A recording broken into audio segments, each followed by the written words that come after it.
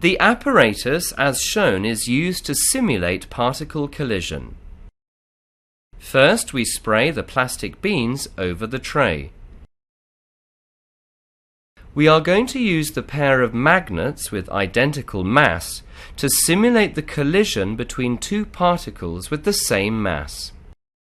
Push one magnetic puck gently to collide at an angle with the other one, which is stationary. What can you notice about the angle between the tracks of the magnets?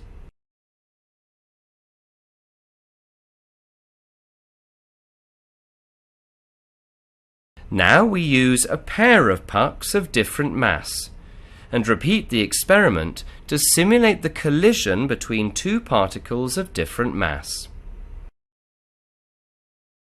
What happens if the colliding pucks have different mass?